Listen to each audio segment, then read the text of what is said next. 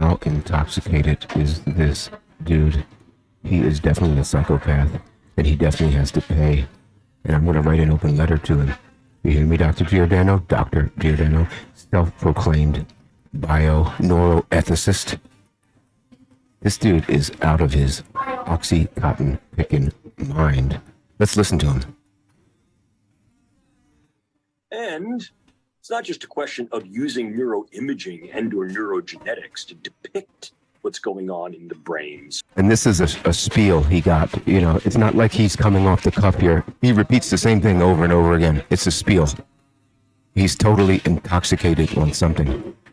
Literally from the genes to the level of its structure to the expression of its functions. But if I can drift into what appears to be bellicose or military terminology, but to target those things. Targets to affect those things. Developing improved means and much more stereospecific approaches to accessing the brain, Stereospecific. He don't even correct himself. It's like he was at a gala or something, and he had one too many cocktails. And thank God for that. I'm happy about that. Let's listen to what he says, though. It's very important what he's saying here. He's spilling the beans.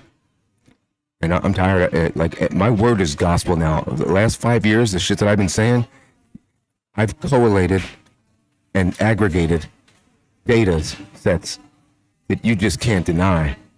And I, along with others, I've shown that these people are admitting to what they're doing. And honestly, you're going to pay for not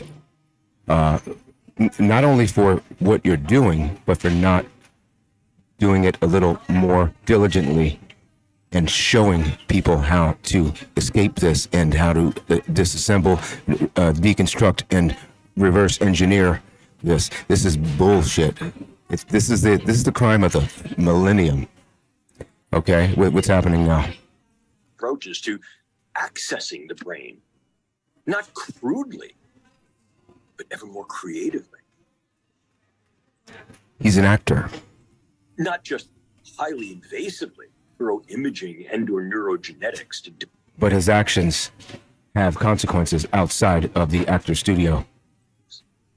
Targets to affect those things. Developing improved means and much more stereospecific approaches to accessing the brain, not crudely, but ever more creatively. Not just highly invasively, increasingly non-invasive. So you see, not just highly invasively, increasingly non-invasively. So what that is an admittance of the fact that they are invading people's minds. He knows all about it. He knows how to prevent this DARPA fiber, how to destroy it and how to prevent it from getting inside you.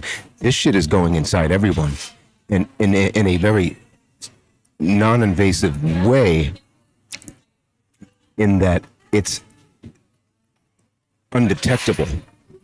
With certain people like myself, I detected it. So what they did was say, okay, well, we'll let you detect it, and we're going to give you a digital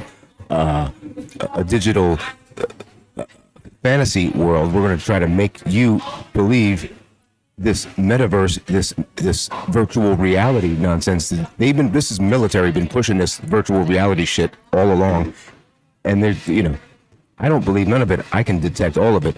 They want you to be unable to distinguish reality from virtual reality. Utilizing and they've succeeded in large part. They have succeeded. Of technology and engineering, such as nanoparticulate matter that we can then create into sensors and transmitters that can be inhaled, ingested, rubbed on, that can then be migrated into the brain to inhaled, ingested, rubbed on, and then be migrated into the brain. That's what's happening. Every single day, these individuals are flying their fibers into my motherfucking face and other places. And you too. They're just doing it to you, chances are, in a less obvious and detectable fashion. With me, even though they have lately been trying to do it in an undetectable fashion, I can detect it.